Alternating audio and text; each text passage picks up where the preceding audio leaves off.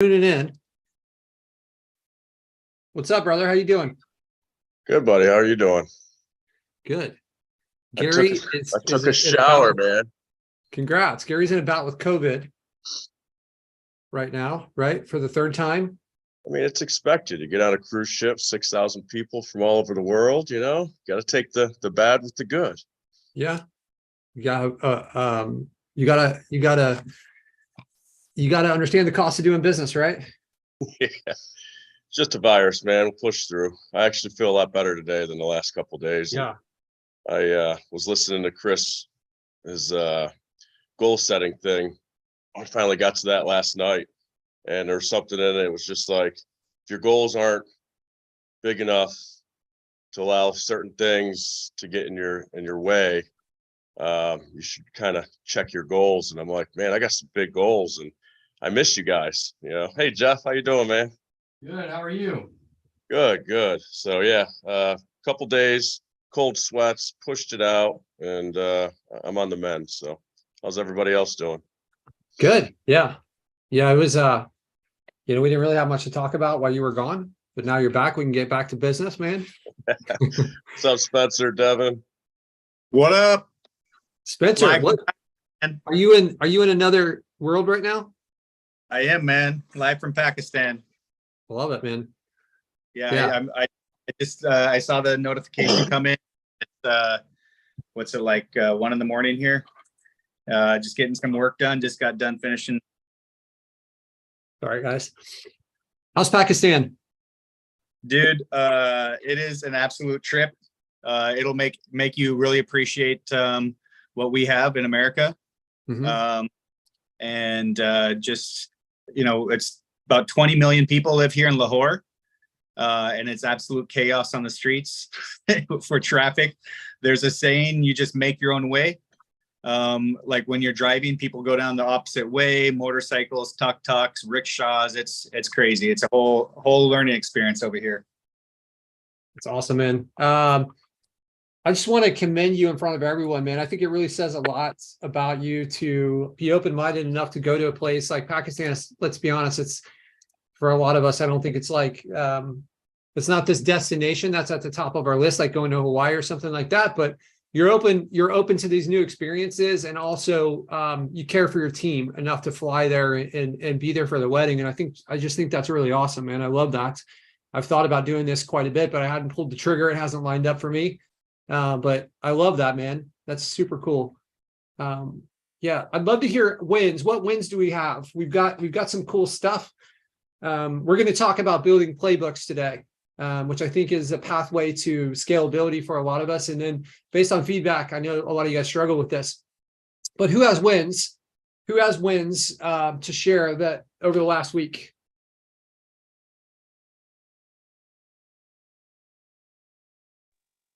Yeah, I'll nobody else is going. Can you guys hear me? Yes. Yep. Yeah. So I think the biggest win, you guys, is I think when we're using VAs, at least for me as a an agency owner, it's very difficult to understand how the processes work in real time when something like we just put something on a sheet and then we start having problems internally. And so for me, what I found out over here is there's been, and I think this is part of a cultural issue. So if anybody else is working with Pakistan people, that their culture is very much a hierarchy culture. And so within the hierarchy culture, the boss, I don't think, and purposely gatekeeps a lot of the information, but the flow is very restricted when I got here.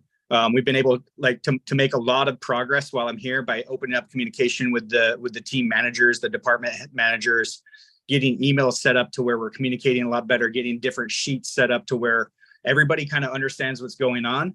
I pulled in all the team managers individually, as well as the teams with the team managers, and discovered what some of the issues were, what they needed to what they needed in general. So we're going to the market tomorrow to buy like some dry erase boards they thought would be beneficial.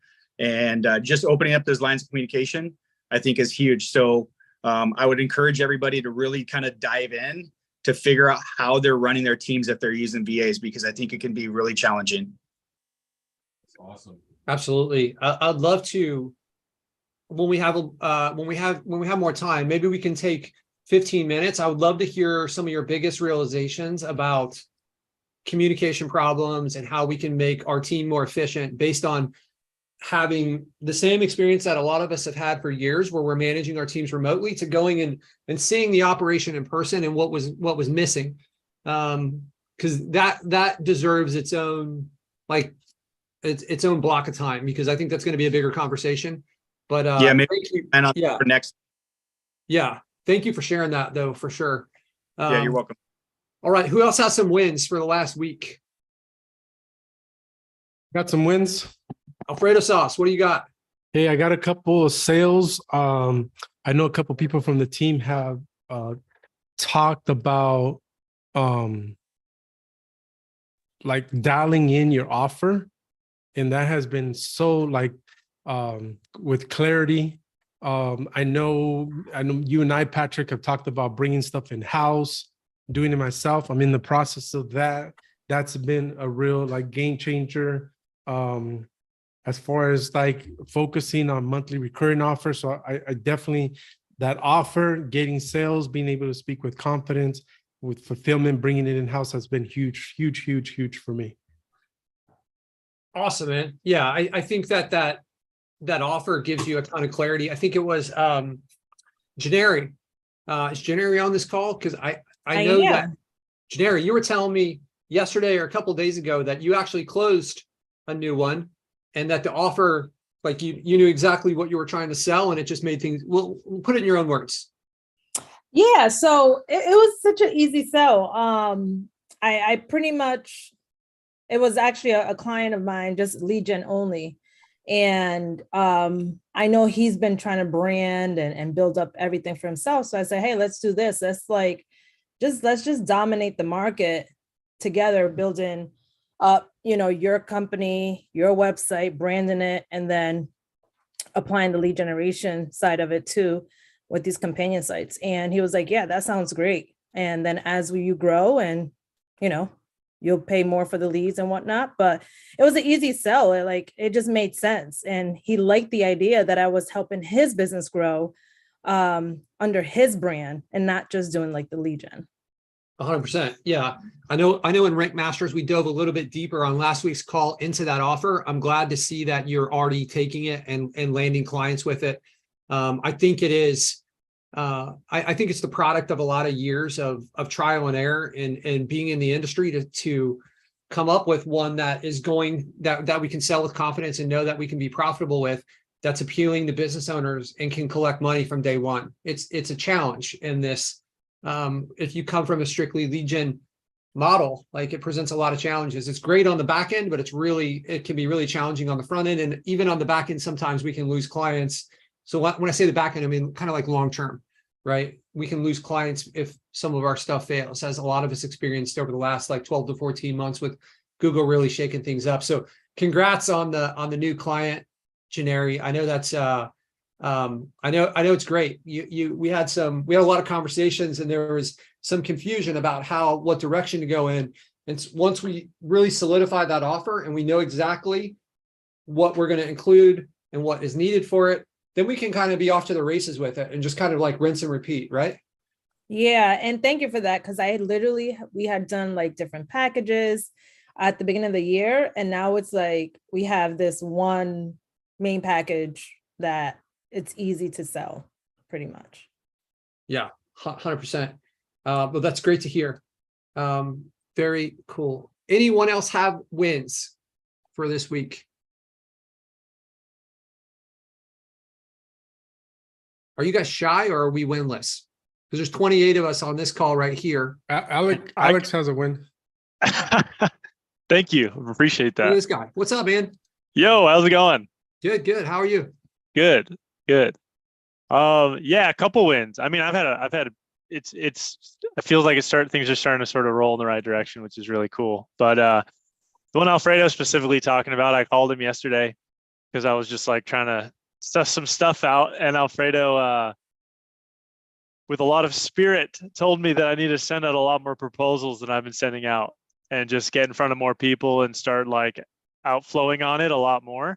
That there's a lot of that there's a lot more opportunity than I know of. And so he gave me some avenues to do that. And I publicly committed to him. I've got to get some things set up, but publicly committed him to start getting like at least 20 proposals out a day, which is what he's been doing, which is pretty wild.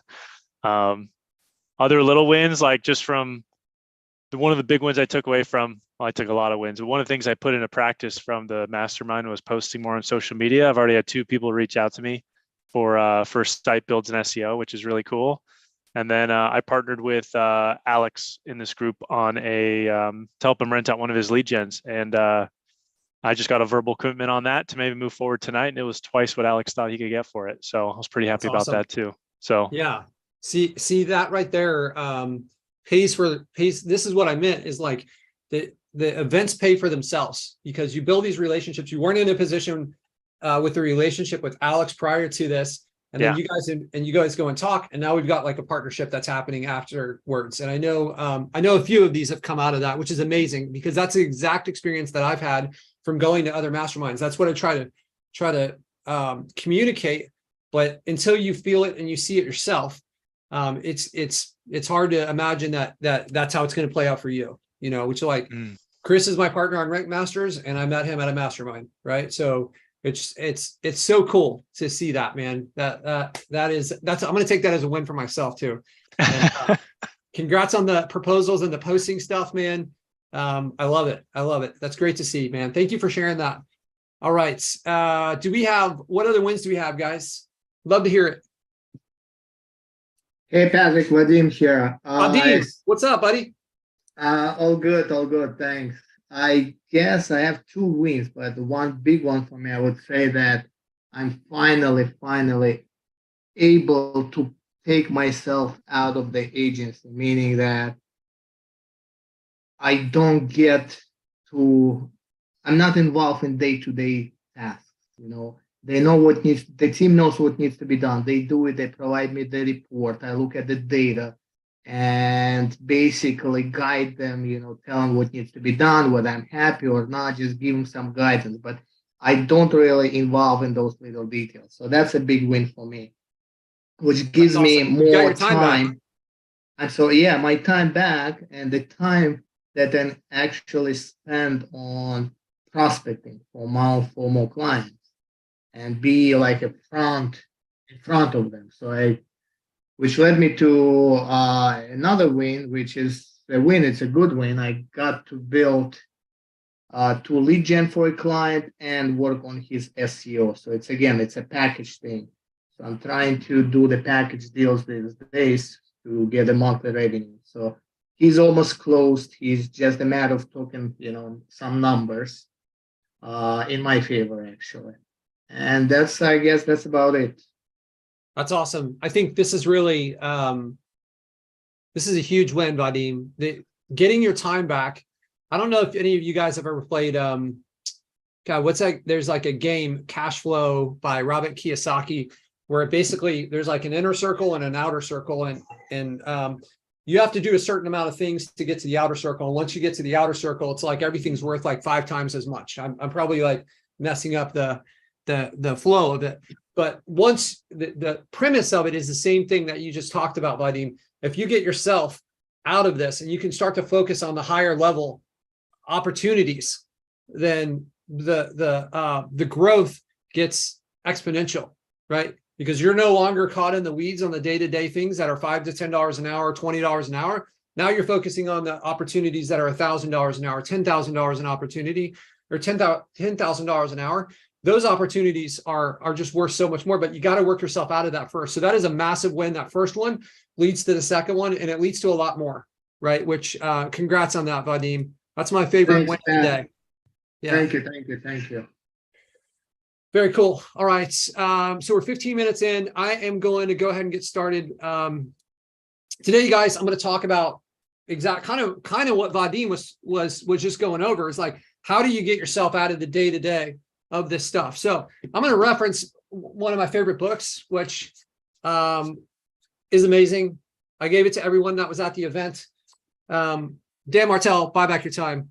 A lot of the stuff that's in here are things that I've heard, or probably you've heard from other sources in the past, but it bears repeating because I know after having a lot of conversations with you guys at the event and on calls for years, these are still things that a lot of us struggle with.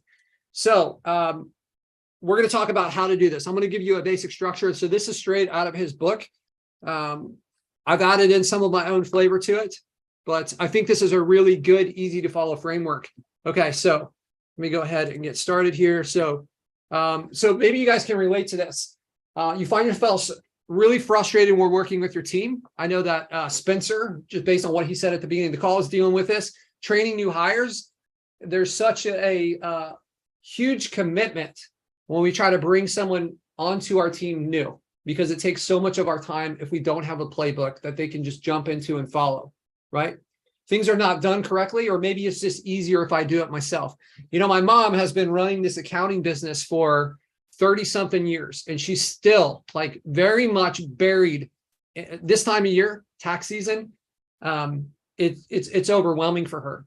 She's doing all sorts of things, and the things that she's doing is not all high level. I hear her all the time. It's just easier for me to do it myself. She hasn't built these playbooks. She has a couple of them because I hound her on it, but she hasn't built these playbooks to take herself out of the business. She's constantly explaining the same things. Let me know if any of you guys identify with this, any of these, throw it in the chat. I'd love to hear what resonates with you from running your own business. All right, and I don't know where that chat went. I was going to participate in the, oh, there it is. Okay, cool. All right. Well, I don't know where it went. Or maybe there's something else that you guys, okay, there we go. Frustrated with working with the VA. I know myself, things aren't done correctly. I've tried to build playbooks, and even though I have these things in place, they don't function as well as they should, which makes it frustrating to kind of like create new playbooks, right? Because I'm like, man, why spend my time doing this if what I have done in the past isn't going to work? So how are we gonna handle that, right? Okay, cool. So let's go on to the next one here. All right, let me ask you guys this. Does anybody know how much money McDonald's, what their revenue is in a year? As of 2019, it was like $22 billion. They are the #1 burger seller in the planet. Do you think they're the best? Do you think they have the most revenue because they are the best, or for some other reason, right? Have they built systems to scale, or is it that they have the best burger in the world? So this could be great news for us, guys. We don't have to be the best SEO person in the world. We don't have to be the best digital marketing agency in the world, because it's my opinion, and I bet a lot of you guys will agree, that they don't have the best burger in the world, but they sell the most. You know who's in second? It's Burger King. McDonald's has like 12 times the revenue of Burger King. I doubt their burger is 12 times better. If any of you guys have seen the movie The Founder, awesome movie. You guys will forever hate Ray Kroc. Ray Kroc is not the creator of McDonald's. It's actually like the McDonald's brothers. And then Ray Kroc, the brilliance that he had is he took their system and essentially like franchised it across the country and later across the world. He ended up really like screwing them, in my opinion. But he understood this of like, hey, we've got to have systems to scale. And when we do that, we can blow things up. So this is a classic example. They're not the best burger. I think most of us will agree. A lot of us will think that their food quality is pretty poor, but they are the most popular burger place in the world. And it's because of this right here. They've got playbooks that allow them to scale. All right. So what can you do? What can your playbook do for you is really what this should say. So you can basically do this for anything.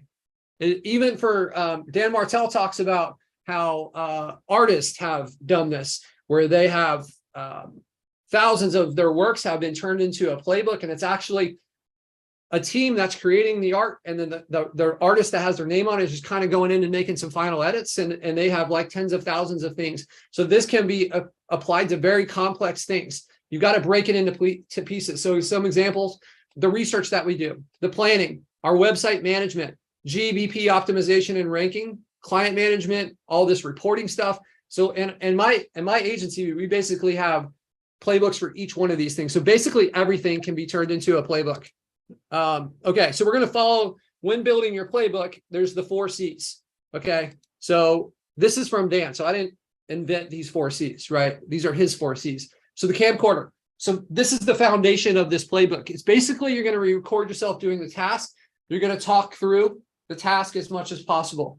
This doesn't need to be like TV quality, right? You can make mistakes. There can be ums. This is just for you passing it on to someone in your team. So for those of you guys that are getting like paralyzed with perfection, just dismiss that from the beginning. That stuff is not necessary. This is you just talking to one person and you got to communicate. So while you're going through and doing this task, whatever it is, you want to talk about your thought process that's happening. Explain exactly any of the considerations that you have when you're doing this. Just be talking the whole time, right?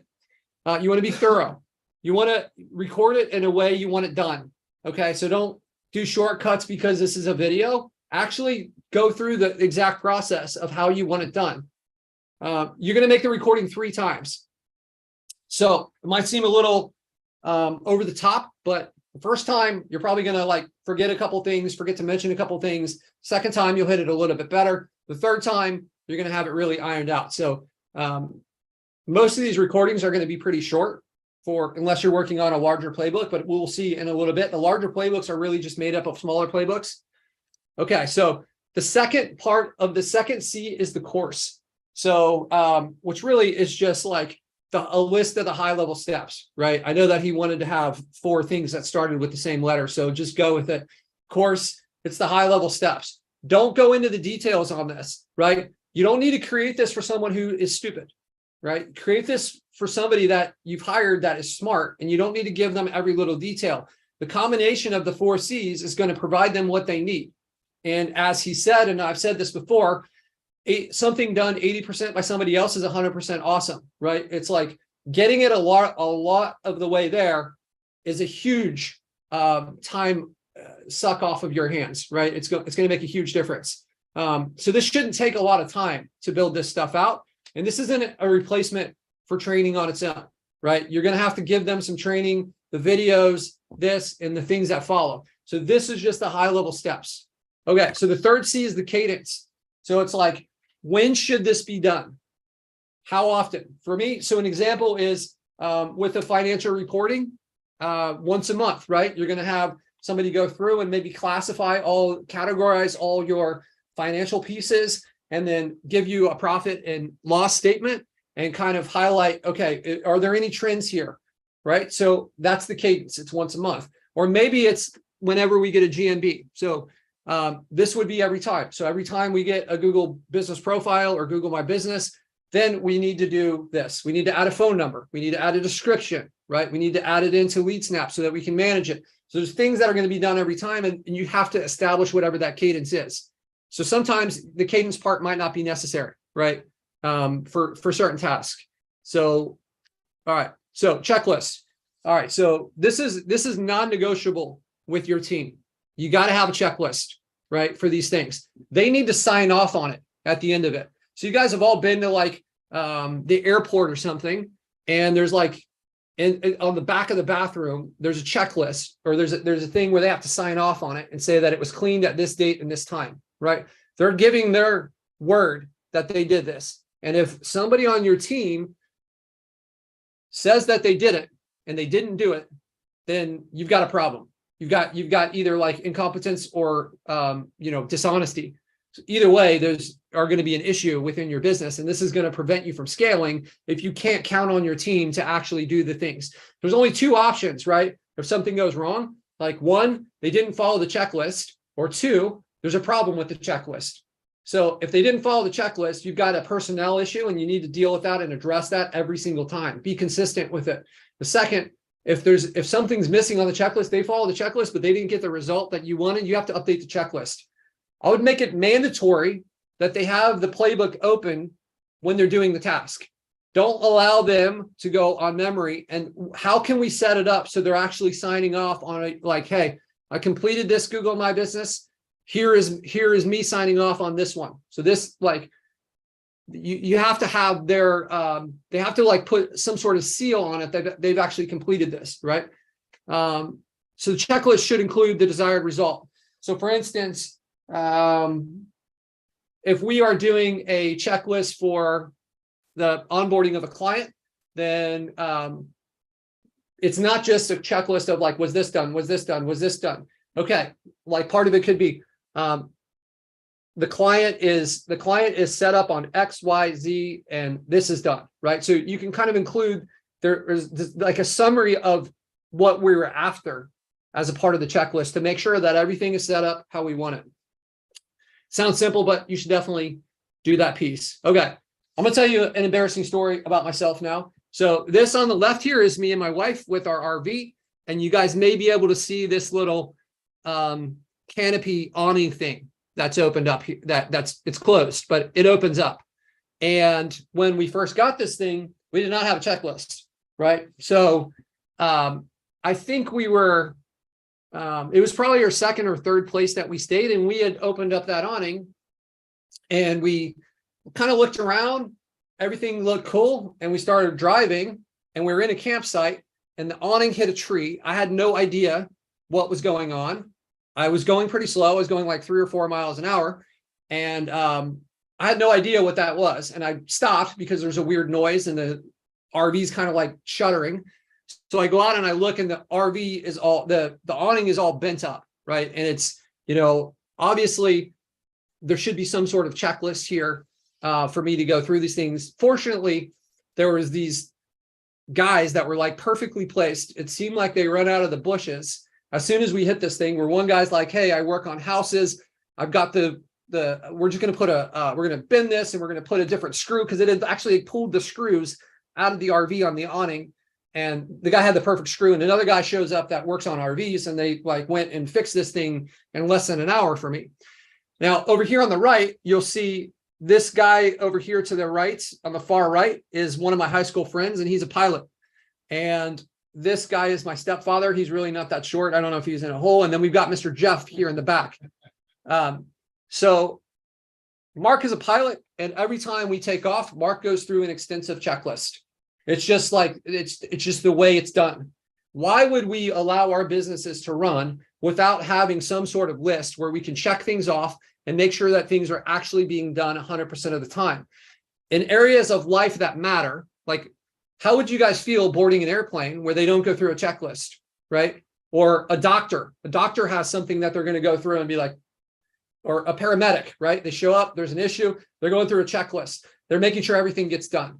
We're relying, for those of us that have left our jobs, or those that intend to, we're relying on our business being successful. And if you don't have a checklist there to go through, you're basing your livelihood on a chance. And maybe our people are well-trained, but I'll tell you, as you scale, it's only a matter of time before things are done wrong. I have had this happen in my agency. We scaled really fast, and then we have like cars that are going down the assembly line, and we find out 3 months later, there's no steering wheel, right? Or it's like, oh, that wasn't done. I thought that was done, right? There was no checklist, and there was no accountability to that checklist, because there was no like stamp of this has to be done, right? All right. So the 4 C's and actions. So here's what you got to do. After somebody goes through your playbook, you need to test them. You're going to test them before you release on their own. You're going to ask them, targeted questions based on the playbook that proves from them to you that they actually understand what's going on, right? And if there's common questions that aren't explained, we need to update our playbook, and we need to give, like I said, we need to give tests and examples. You can have them do an example based on the playbook and make sure that they're actually doing it right, and you get the result. Once they have that, then you can kind of release them out into the wild, and they still need to be having that checklist. And maybe that checklist is submitted to you, or maybe it's submitted to their manager. All right. Okay, cool. So playbook structure, we'll talk a little bit about this. So this could be a simple playbook right here.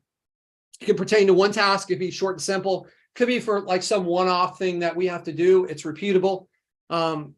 here is an example of creating Gmails, right? We're going to enter password, save it, like pretty simple. So here's some examples of what we could use simple playbooks for. Anything that we're doing that's repeatable, which is pretty much everything in our business. How to create Gmails, how to audit leads, right? How to create a report. Where is that going to be done? There has to be consistency. One of the things about McDonald's that we mentioned earlier is like, we know exactly what we're getting. When we order a Big, or not a Big Mac, it's a Big Mac, right? I hate McDonald's. So we order the Big Mac. If I order it in New York or Philadelphia, assuming the people are operating on their SOPs, it's going to be pretty much the same every time, right? We have to have this stuff in place so that we can create consistency. All right, cool. So larger playbooks. Larger playbooks are essentially a collection of smaller ones. So imagine like, how is sales done, right? That's a collection of like onboarding and, our sales process. What's the follow-up look like? How is billing going to be set up? So each one of those can be smaller playbooks that are contributing towards that larger one. All right. So there we go, right there. The research, the onboarding. What would it look like? It's a collection of smaller ones. How to build a website. What are the different pieces that are going to be made up?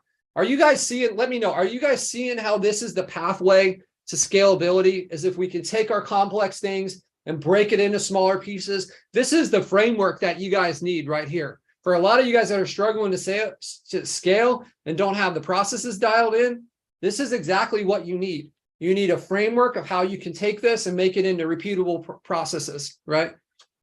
All right, cool. I want to hear from you guys. What right now do you guys have out there that would make sense that you could turn into a playbook that is going to make your life easier? What parts of your business, type it into the chat, are you really struggling with? And a playbook, hey, if I can just pull this one thing out, it will give me some of my time back. And then we can be like Vadim, where we focus on some of the higher level things. So I'd love to hear some of this stuff that you guys are struggling with to get in place that will help make life easier. What do we got? Getting GMBs verified. So Eugene, like if we can get one GMB verified, I don't know if your struggle is in actually like getting one verified or getting 10 verified, right? So that scalability, one is like cracking the code. And then once we have the code cracked, then how do we make it something that's repeatable, right? So for us, we got a lot of stuff in there. We've got multiple avenues that we are attempting with GMB verification. Jannery says this part of the book really resonated with me. She started creating playbooks. I'll tell you guys right now, this might not be like some super sexy topic, but this is the workhorse behind scaling right here. It's having playbooks that people can come in and buy back your time for you, right? You've got to have a playbook. I know Dan Martell in his book, he talks about how he has a playbook for how his dog is treated. Like he has someone that takes care of it. The vet, this is the vet we're going to, so that he has a house manager and everything is laid out for these different parts of his life. And this is what gives him the ability to go, and he gets to go and play all the time, right? Because he's basically offloaded these daily things and turned them into playbooks. I would create, Alfredo, do we create a playbook before we get a VA or at the same time? Here's what I would do. It doesn't matter if you have a VA or not. Create playbooks for the things that you're doing. What if every time you do something in your business, these lower to mid-level things, what if that's the last time you have to do it because you've turned it into a playbook that time? So instead of just doing the task that you're doing, you talk and record yourself, and then you take a few minutes to write down the high-level steps, right? And then you create a checklist, and then you don't have to do it again because now it's easy to assign to someone. So I would just do it with anything that you're doing on a repetitive basis. And then when it's time to bring in that VA, here, run with this thing. And I'll tell you, you'll feel a lot more confident about bringing someone in when you can immediately justify the time you're getting back. So for Alfredo sauce here, if you're going through and you're optimizing your GMB, but you also know like this is taking away from your ability to go and send out proposals or try to close clients. If I could say, hey, Alfredo, it's going to take you like 4 hours to optimize this GMB and do all this different stuff, or you can spend that same 4 hours on sales calls. Do you think you could hire a VA right away and justify that cost? I think you could. Like it's like in 4 hours, you're going to have an opportunity if you spend that entire 4 hours, right? It looks like Aiden, you got a question? I see your hand up. Yeah. Hi. Sorry. My name's Aiden, and actually I'm brand new to all this, so I guess I could go back and say this is a win just showing up. So I was just wondering, when you were talking about the VA, so what process was that? I forget his name that he was referring to. What process was he wanting to delegate to a VA? Just Was out that of Alfredo curiosity. asking the question? Do we create, it was kind of more general of, do we create General? playbooks before we get VAs or at the same time? And I Oh, would say, okay. create the playbook as you do whatever the task is, whether you have a VA or not. And you're basically prepping for the future.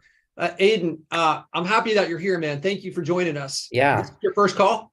Yeah, and actually, I just graduated from college, and I'm also a musician. But I think that one thing that I wish they taught more in music school, because I just graduated, so take it from me, is business stuff. So I think that since I'm just starting out, that this would be like a nice business for me while I build my music career as well. Because For I've sure. written dozens of songs. I'm a very good drummer, so I can't quit that. But I think having something like this would be nice for me, because I've done a lot of research on different types of marketing like PPC and as you know, in a digital marketing agency, those are the most requested, but always the SEO is always the most requested. And it's nice that this group focuses a little, probably more on that, because that's the most, from what I've read, it's the most in demand. Yeah. Well, I mean, there's a lot to that. Having the ability to rank a site and get eyes on it for any business is a fantastic skill, right? It means like once you get this dialed in, there's always going to be opportunity for you, whether it's a business that you own or one that you're trying to help somebody else out in, or maybe you're trying to get more people to come to one of your gigs for your band. There's so many different ways that you can take it. There's a lot of SEO groups out there, and that's certainly a component of what we focus on here. What I'm more into is like, how can we teach like agency mastery or a business model mastery to create the life that we want and get our time back, right? So this group, I think, goes way beyond just SEO tactics and how are we going to like rank a Google My Business. It's more of like, how do we scale a business and remove ourselves for it so that we can have the life we want? That's kind of what I try to teach within this, but SEO is certainly a part of that for sure. Cool. Aiden, thank you for joining us, man. We're excited to have you here. This is an amazing group, a lot of awesome people. I would encourage you to go through some of the past calls and some of the posts and really get a feel for what we're about. And sorry to talk, I just want to say one final thing. The biggest thing that's holding me back is analysis paralysis. There's so much I did a lot of research on other groups as well, and they teach niche research and the city, like the niche, like spray, like concrete contractors, like that's a good niche to get into. But when they talk about what to pick for a city, it was so overwhelming, what other people told me, like what they do. It was so overwhelming that I almost like quit, because I didn't even, it was just very overwhelming, because I know that you can have a good client, but you also need to pick the right city. Yeah. And I mean, it's a lot, there's a ton that goes into it. And I'll tell you, there's people that I know personally, and I've mentioned this to them, is there's people out there with less skills than you that are having more success in this because they've taken action, right? So there's this common analogy I always go back to, where there's like these two sets of kids on both sides of the street, and the first set opens up a lemonade stand and they just start selling lemonade right away, and cars are coming up and they're serving them, and the other one has like a laboratory on the other side of the street, and they're like testing different recipes and like trying to get it perfect, looking at profit analysis from other lemonade and all this other stuff. Meanwhile, this first one is just like, they're buying new roller skates, they're going and doing whatever they want, right? They're buying all the toys, they're having fun. You've got to, no matter what you do, Aiden, you're not going to be perfect on this first one, no matter how much time and research. The faster way to get there is to kind of like spend a little bit of time take some action, learn from the mistakes that you can't predict right now, and then use the group as a way to leverage the problems that you're having, then course correct on the second one. The second one will be 1,000 times better than the first one, no matter how much research you do, right? If you know that, and you can kind of just say, well, let me just get the first one out of the way and let me learn from that. There's no experience like learning from doing, right? So imperfect action is the way to go. And there's people that have been in this, in this business model for 5, 6, 7 years, and they are, at $0, $2, $3, $4, $5,000. Some of them are there because they haven't taken action. Some of them have gone down one and then come back, and they've learned a lot and they're in a better position. But I would encourage you, don't be one of those people, man. And this can make the music sound sweeter if you don't have to worry about your finances at all, So I think it's a great pairing. It's a really good way to get that kind of like freedom. And really kind of what we push is this, the opportunity to have the digital nomad lifestyle, right? Yep, So absolutely. So maybe like, and this is a question for the whole group. When you guys started out more traditional upfront SEO and then you moved into lead gen, or did you do a little bit of both? Or I was just curious, like just going from that. I know from, and I'd love to hear you guys throw it in the chat for Aiden, what your personal path is. But I know from just having a lot of experience with the people in this group, there's a lot of people who have been purely lead gen in here. And that's how it was for me too, right? I actually had a web design company, and I was just building websites at the beginning. And then I switched into like a lead gen model, and that's where really things started to take off for me. So, all right, Aiden, I want to make sure that we stay on pace, man. I'm so happy you're here. Welcome to the group. Take advantage of this group in the Facebook mastermind group there. And I think it has the power. If you really lock in, it has the power to just change everything for you. It has for me and so many other people in this group. Absolutely. And I think this is a great way for new people like me. Even if you're on the weekly call, it's a way to hold each other accountable in a way. For sure. Like I see you again maybe next week, and you say, hey, Aiden, how's it going? And then I'm more motivated now to have some win. Yeah, absolutely. The friendships, like when these people start to be your friends and they go from just like these online associates with flat faces to like real 3D humans, then like you start to communicate with them about more than just the business. And then it's like, hey, this person that is doing the same thing, it inspires you, and they get comfortable to help you solve and share some of the secrets that they've learned. So yeah, man, it's you're in the right place, man. And we're happy to have you. All right, cool. So here's what I challenge for you guys to do. Start this week. You don't have to build out the whole system at once. As Alfredo Sauce was asking, document the procedures as you go, even if you don't have a VA. Over time, we're going to delegate staff to build out the playbook. So we're going to talk about delegating the playbook creation. So you don't have to make the playbooks yourself. Okay, so you can basically record yourself doing this and stop there. Just pass it on. Give them instructions, maybe show them this video on how playbooks are built, right? Then record yourself doing it. You provide the link to the video, have them watch the videos, and have them go through and create the playbooks so that they're the ones doing it for you. Then you review that and see if anything's missing. This process will help you identify whether they actually understand it or not. And you can kind of like tune that up a little bit if they don't. All right, so you guys don't make this too complicated. We can store it in Google Drive. I'll just show you guys right here. Oops, hold on. Don't look at that. Okay, all right. I have one here. We just kind of put this together. This isn't our real playbook stuff, but we just kind of threw this together for you guys. So we've got like, these would be the larger playbooks, is our client playbook or our GBP playbook. So if I go into GBP playbook, then I can see we've got this broken down into some other smaller categories. So you guys can be building this. We don't need to make this like super complicated. Just get started and start to get some stuff in place. This is how you buy back your time, and this is how you leverage other people's time, right? So next, maybe I'll go into the Gmail's playbook, and you can see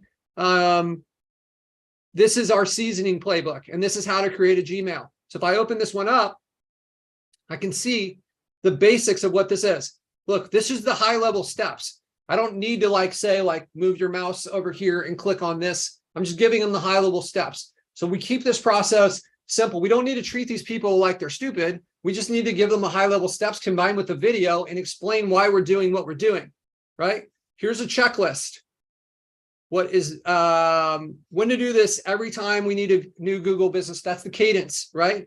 Of when we're doing this. Here's the time expectation. So this is just real simple understanding of the playbook. So I see your question, Luke. Hopefully that gives you an answer. I think Google is fine to start out with. There's a couple other tools that you can use. I know there's like, there's one called Trainual as well, but I just wouldn't get buried in the weeds on it. I would stick and keep it pretty simple, right? If you're building out McDonald's at some point, then we can start to go to a more in-depth playbook, right? But just let's keep it simple and move forward, and don't get lost in analysis of this thing. So what we did in our agency, we moved and we ended up making it actually a custom website. I would recommend don't do it that way to start. I'm not even sure there's a benefit long-term for what we've had in the time that if I had to do it over again, I probably would have just kept it in Google Drive, right? We spent a bunch of time. It's a cool system, but I don't think it was necessary. All right, so 5 key concepts. Most successful companies execute consistently. The way they get consistent is they have playbooks, they have something to follow. The Camcorder method, you do it once and it's repeated forever. Playbooks allow you to hand things off and scale. This is a playbook for you on how to get your time back right here in your agency. Record it, pass it off to someone, have them repeat it. Delegate your playbook creations, right? Once we have this, you have somebody coming in, give them that, have them be the one that create this. Don't waste your time doing it. Not that it's a waste of time. This is $1,000 an hour activity, guys, in my opinion, because you do it once and it gets scaled forever. And there may be a little bit of adjustments that we need to do, but this is worth your time. This isn't like building, going and getting a backlink. This is something that is going to allow scale, right? So it's huge, but you can delegate this as well. Every playbook should have those 4 C's, right? So those are the key concepts. All right, so here's a challenge for you guys. This week, this is what I challenge you guys to do. Take one dreaded task. Take something that you don't like doing, that sucks your energy, that you're doing this on a daily or weekly basis, and create your first playbook. Tell someone else to watch the videos from those playbooks and double check the playbook. All right. 80% of the playbook should be done before you see it. So having somebody that goes through and can, and just getting that kind of like mental switch of somebody else is going to go and run and take things off your plate. It is freeing, and it will open your eyes to how you can actually scale your business. All right. So, Isaac asked a question back there. do you recommend setting up our playbooks before you, hold on, let me, do you recommend setting up our playbooks before you start taking on clients, just figuring out as you go? Like I said, I would actually do it as soon as you're like, whenever you're doing something, just let's lay the foundation. There's no reason for you to do it and not take advantage of that rep to do the recording and set it up, right? If you're like, unless you're in some kind of huge hurry and you talking is going to slow you down, but I would just be laying the groundwork on everything.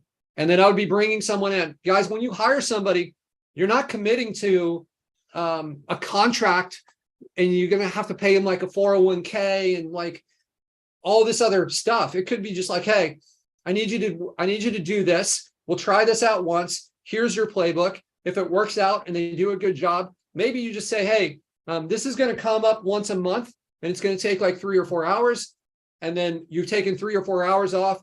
And then as you get that time back and you can spend that time focusing on revenue generating activities, then maybe you can afford to have somebody that's 10 hours, then 20 hours, then you have someone full time and a second person. This is the pathway though. So it's like, how soon do you want to scale, right? How soon do you want to not have to do the repetitive stuff?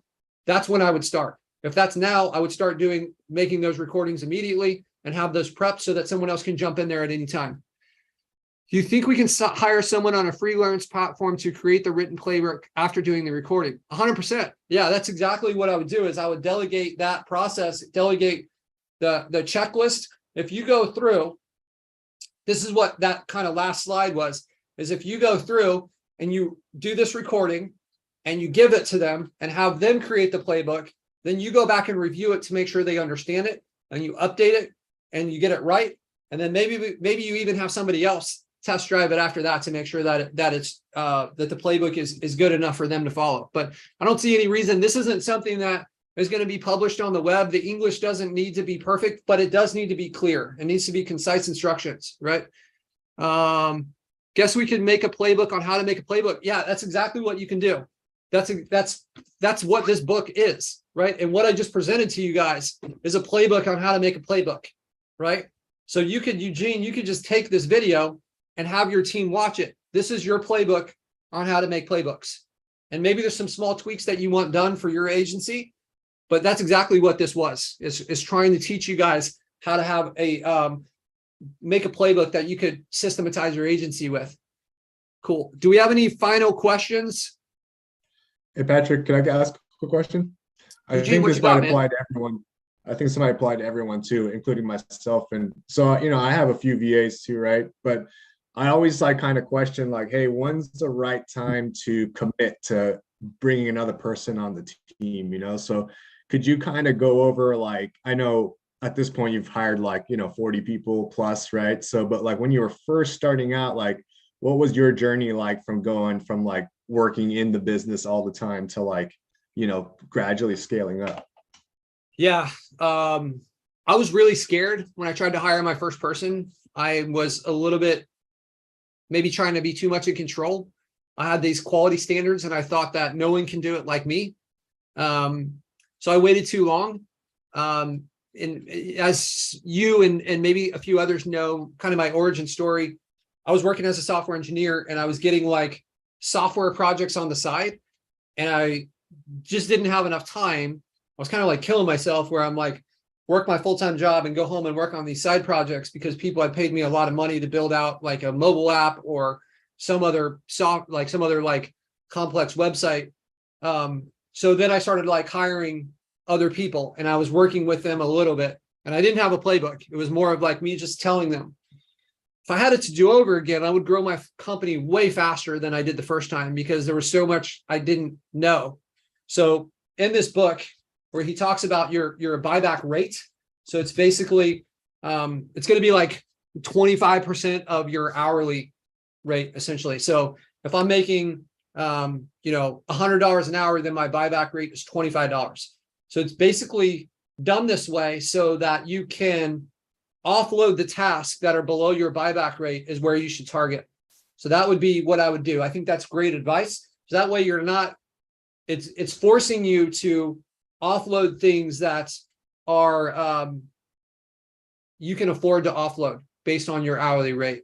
And then as you transfer that time from doing these things that you shouldn't be doing because whoever is doing it now, and you start spending that same time on revenue generating activities, then your buyback rate goes up and the tasks go up. So that would kind of be the process that I would do. Some of the things I would offload immediately. Any of you guys are doing like website development, like stop, like as soon as possible, because there's experts that can do this really cheap and they'll be way faster than you.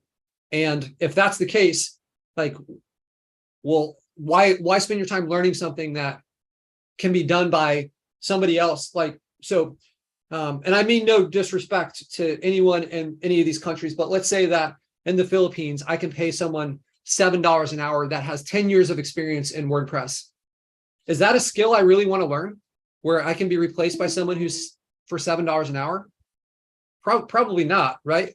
And if I can, and it's also really cheap for me to get that done, right? So I see, oops, hold on, my screen just went black. Hold on. Okay, it's back. Aiden, I see you got your hand first. Eugene, does that answer your question?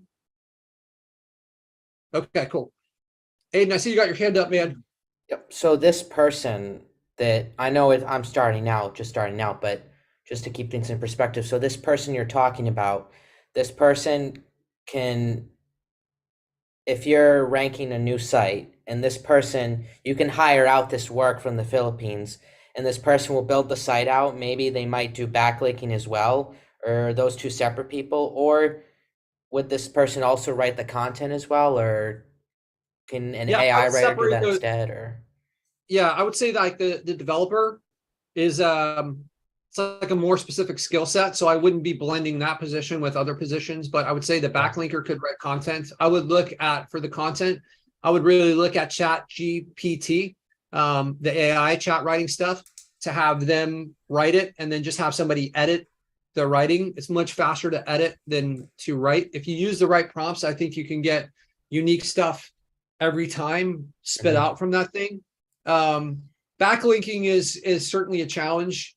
I would be careful with that. There's a lot of training in our system that goes over. So like Aiden, we have a platform called LeadSnap. That's why the group is called this. Within LeadSnap, there's a big training library. There's hundreds of videos in there that go through. It's broken down topic by topic with like, hey, here's 15 videos on backlinking strategies. So anyone that has a subscription to LeadSnap has access to these videos. I've seen courses that, and I've been through them myself, that people are charging thousands of dollars of information for. I am not always convinced, based on the quality of information that are in these courses, that these people are really in the trenches doing this. I think that, there's been a lot of people in our group that have talked about the value from these videos, but it almost feels disappointing to me because I feel like we built this huge agency and we've automated it. I pulled myself out. I was able to travel around the world while we were building this software company. This was our playbook on how we did it.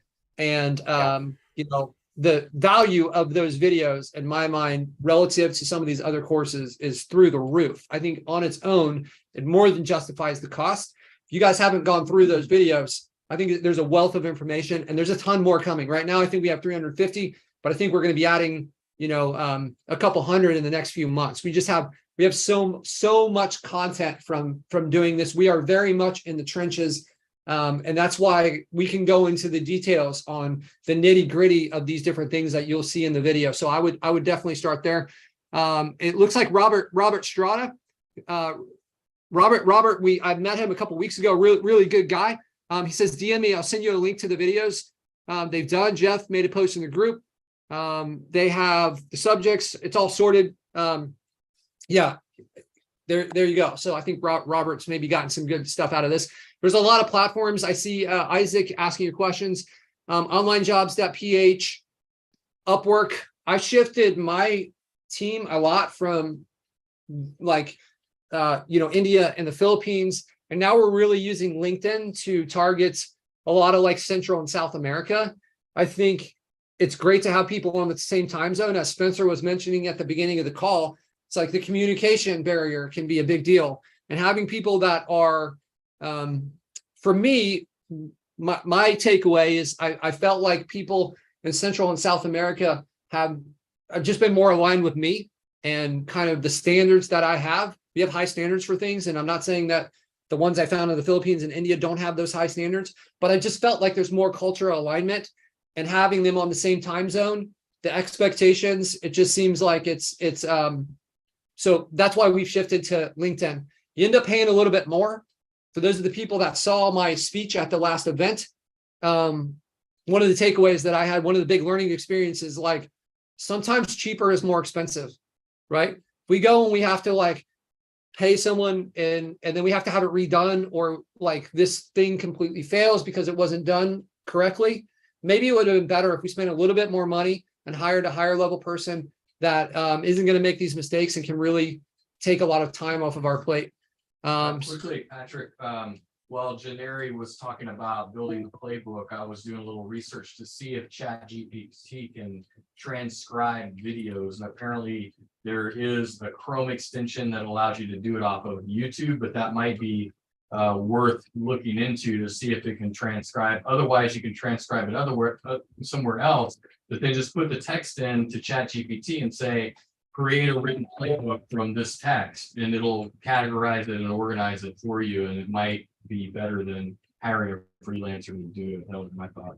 Yeah, so taking advantage of some of these AI video transcription stuff to create maybe part of the playbook, maybe the checklist part of it, and then just editing that could be a fast forward button on it, guys. So it's 4 o'clock. I've got somewhere I gotta be. I appreciate you guys. I hope you guys got some good value out of this. If you did, I'm about to close the Zoom chat. I would love to get your guys' feedback in the Facebook chat, in the Facebook group. Tell me your biggest takeaways from this. I'd love to hear some of the what's the first playbook you guys are going to build? What parts of your business do you think are going to benefit the most from this? So, as always, guys, next week, I'm sorry, not as always, next week, we will not be on this call, right? No call next Wednesday. Jeff and I will be at a mastermind trying to increase our game, trying to level up a little bit. So you got 2 weeks.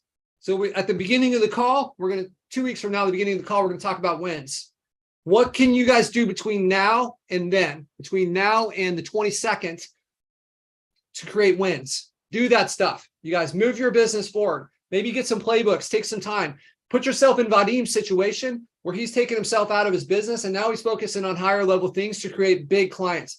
When you have that kind of time, your average client value starts to go up.